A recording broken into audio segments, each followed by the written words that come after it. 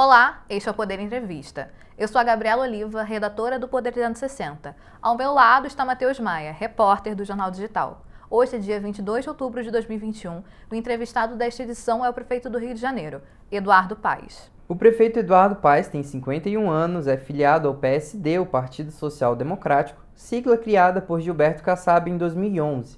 Paes já foi prefeito do Rio de 2009 a 2016. Prefeito, obrigada por aceitar o convite. Agradeço também a todos os web espectadores que assistem a este programa. Eu que agradeço, prazer enorme estar com vocês, Poder 360. Quero agradecer a você, Matheus, você, Gabriela, pela oportunidade. Essa entrevista está sendo gravada no estúdio do Poder 360, em Brasília, em 22 de outubro de 2021.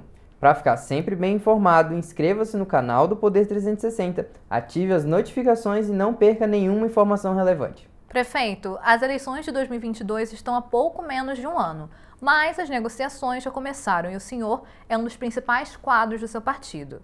O que o PSD fará para ser protagonista na disputa? A sigla tem alguma meta para eleger governadores de estado e cadeiras no Congresso? Olha só, primeiro, partido político, quem quiser ser chamado de partido político, quem quiser representar alguma coisa em qualquer lugar, e principalmente num país com as características do Brasil, com as características continentais do Brasil, tem que ter sempre candidato a presidente, especialmente quando você fala de uma eleição de 2 turnos, para defender suas ideias, para marcar sua posição, para mostrar sua identidade, sua força, e tem que ter candidato a governador.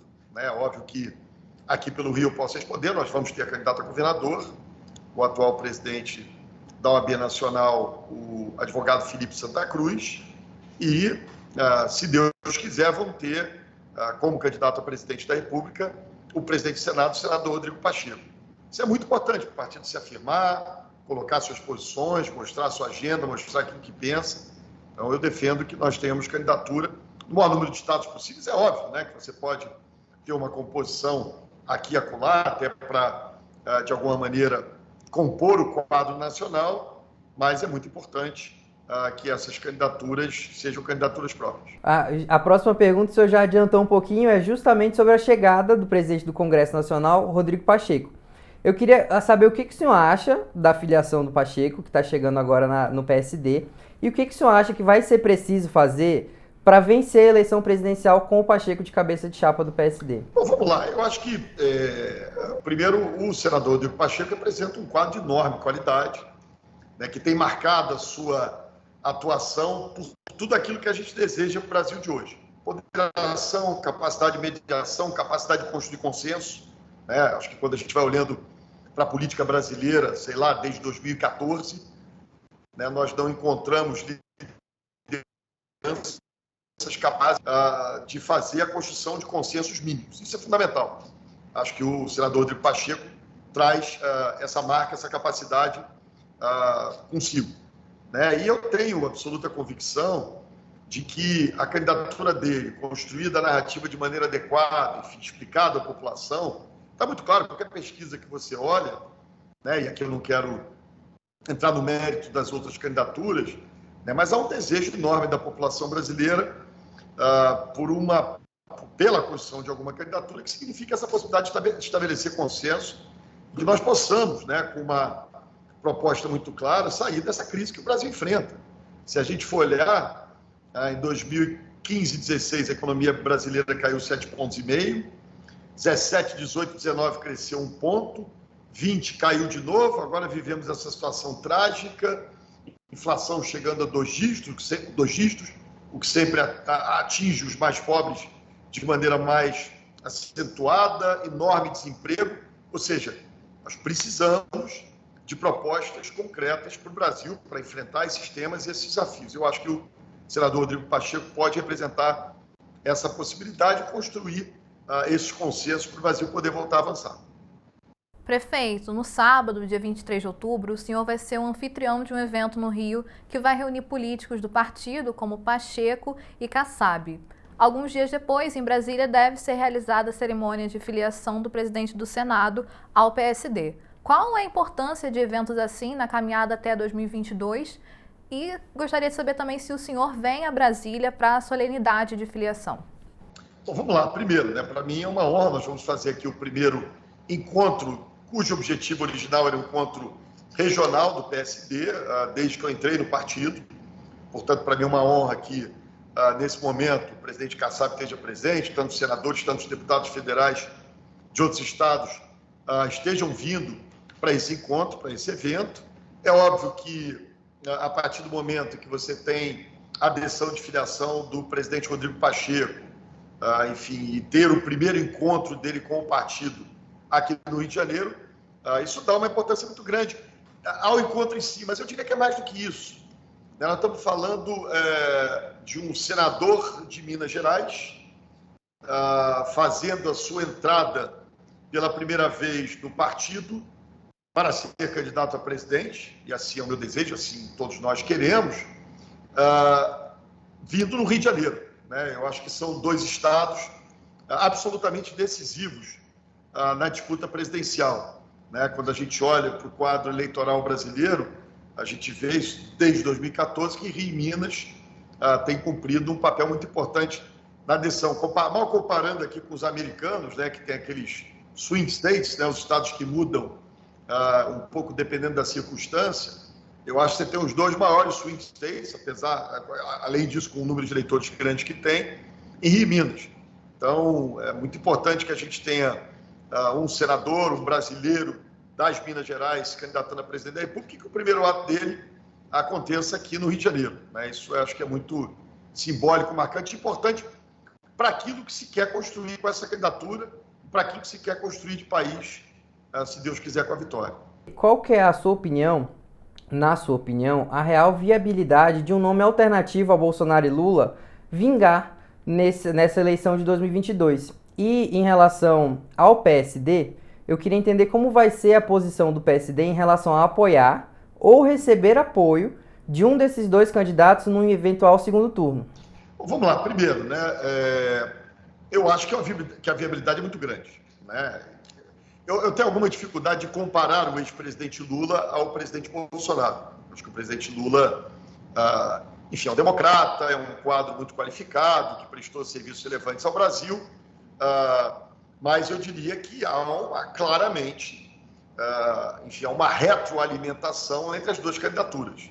Né? Quando você olha pesquisas, quando você debate, discute com a população, o que você percebe é o voto em um porque não quer votar no outro. Isso não é aquilo que a gente espera para o Brasil. É óbvio que ninguém vai nunca votar naquele candidato perfeito. São raros esses casos que a gente considera que está votando no candidato perfeito. Para você votar por ódio, por repulsa, por rejeição a outro candidato, é muito ruim. Eu acho que é um espaço enorme para viabilizar-se a candidatura do senador Rodrigo Pacheco. O senhor bateu muita bola durante a pandemia com o governador de São Paulo, João Dória, principalmente sobre vacinas, ali de uma forma bem humorada nas redes sociais. Eu queria entender se essa relação pode crescer numa possível união na eleição presidencial de 2022. E eu queria saber qual que vai ser a estratégia do PSD e como o senhor acha que isso pode acontecer, como fazer para unir todos os partidos do centro em torno de um único nome e não pulverizar esse apoio da terceira via. Vamos lá, eu acho que é óbvio que você tenta construir sempre alianças, né? Isso é natural do processo político, e o PSD vai e deve dialogar muito com as outras forças partidárias, né, para construir, para fortalecer a candidatura do senador Rodrigo Pacheco, mas eu não acredito muito nessa história de terceira via, que você tem que unir todo mundo. Esse processo é natural, na verdade, quem escolhe a terceira via, a quarta via e as vias todas é a população. Né? Eu acho que você pode ter outras candidaturas colocadas num campo que não represente o Lula, que não represente o Bolsonaro, e a partir daí você tem a construção de uma candidatura, enfim, a partir do avanço do processo eleitoral, você vai consolidando e pode ir consolidando em torno de um terceiro nome. Quem sabe esse terceiro nome não pode ser o quarto nome também? Quem sabe não existe a possibilidade de você ter esses dois personagens da política brasileira fora do segundo turno? Não sei, eu acho que tudo é possível. Está muito distante da eleição ainda, né? Há uma avaliação olhando a fotografia do momento. Se a eleição fosse amanhã, eu diria que o quadro era muito difícil tirar Lula e Bolsonaro no segundo turno, mas falta um ano para a eleição.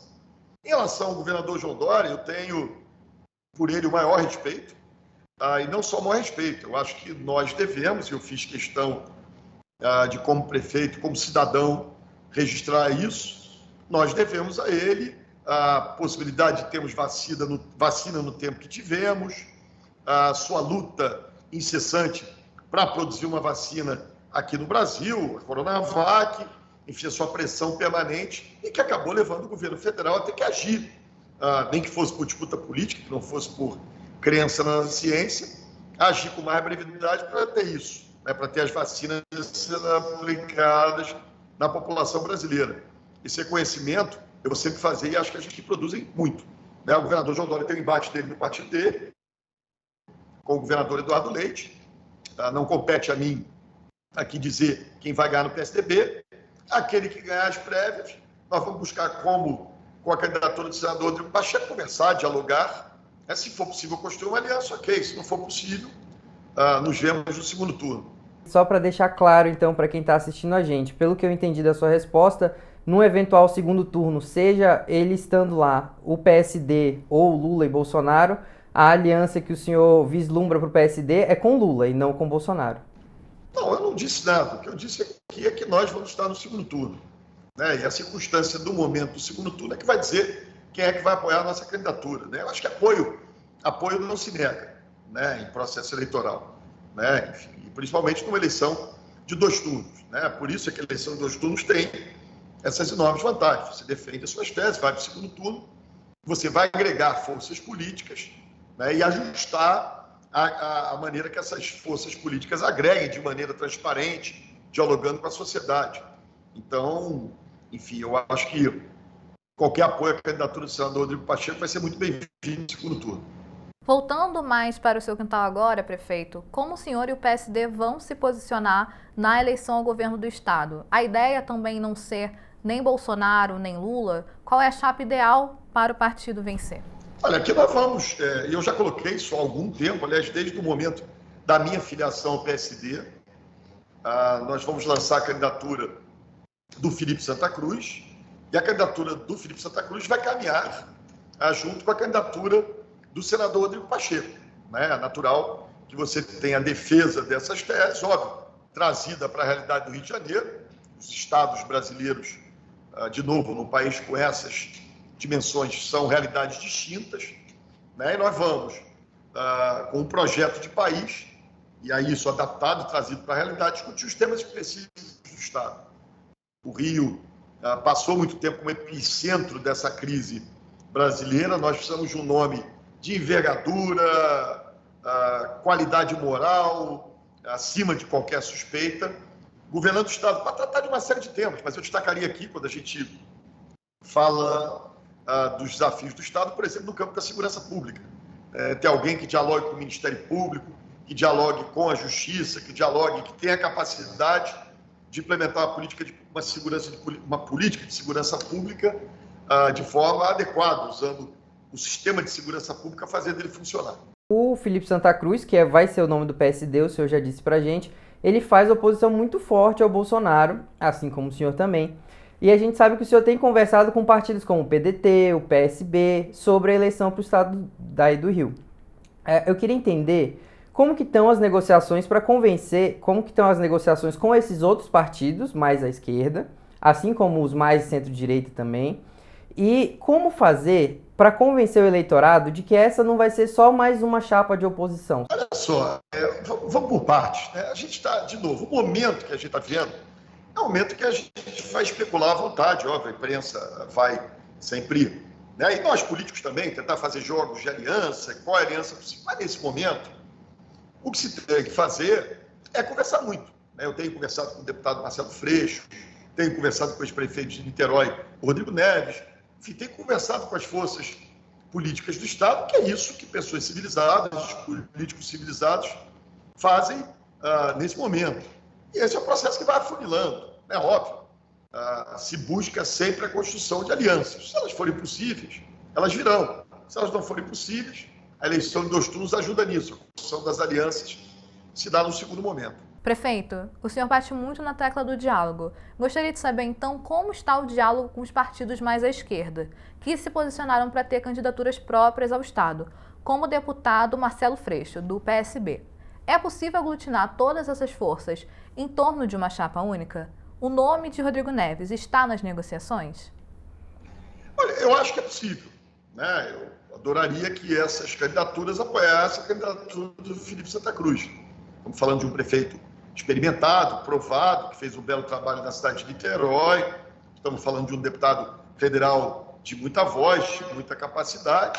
E aí olha, quem, né, eu acho que é um pouco evidente, à medida que você olha, nível de rejeição, capacidade, a capacidade de agregar apoios, enfim, que você tenha a construção de uma candidatura em torno do nome do Felipe Santa Cruz.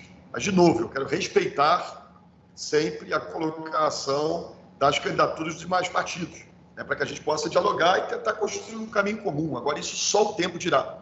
É só um pouco mais à frente que a gente vai ter a construção de eventuais alianças.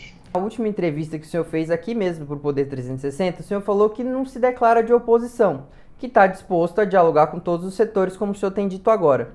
Nesse contexto, eu queria entender como que vai ficar, como têm sido as conversas com o governador Cláudio Castro. Ele entra também numa eventual parceria? Olha, de novo, eu me recuso a esse tempo da eleição fazer veto a qualquer nome. O governador Cláudio Castro é uma pessoa por quem eu tenho enorme apreço, com quem eu tenho uma excepcional relação. A minha prioridade nesse momento não são eleições, minha prioridade nesse momento é governar a cidade, cuidar da vida dos cariocas. Excepcionalmente, dedico esse sábado a cuidar um pouco de política, mas o que eu tenho dedicado meu tempo é trabalhar meus finais de semana para melhorar a qualidade de vida dos cariocas, né? E, portanto, para isso, diálogo com o governador Cláudio Castro permanente é fundamental. E também tem o diálogo político, né? Ele sabe os meus limites, eu sei os limites dele. E, óbvio, nada é impossível, né? E diálogo nós vamos continuar fazendo. Agora, prefeito, vamos falar da situação da pandemia na cidade do Rio de Janeiro. O senhor prevê a liberação de máscaras em locais fechados até 15 de novembro. Já em abertos, a previsão está para o dia 26 de outubro. O prazo permanece? Teve alguma mudança? Olha só, na verdade, eu não faço previsão nenhuma, né? O que você tem aqui no Rio é um comitê científico que nós constituímos já no dia 1º de janeiro. Nesse comitê científico nós temos 2 ex-ministros da Saúde, nós temos um ex-presidente da Agência Nacional de Vigilância Sanitária, nós temos representantes da UFRJ, da UERJ, da Fiocruz, ou seja, um conjunto de quadros enormemente qualificados, um comitê de quadros de muita qualidade. Aqui é quem norteia as nossas ações aqui, diz o que a gente vai fazer. Esse comitê, ainda no mês de agosto, na primeira quinzena do mês de agosto, definiu parâmetros para a tal reabertura. Quais eram os parâmetros e os critérios? Chegando a 65% da população total com as 2 doses, tiraria máscara, entre outras coisas, que já vem sendo liberados, no espaço público. Chegando a 75%, você tiraria completamente a obrigação de máscara no seio de transporte coletivo, em ambientes hospitalares.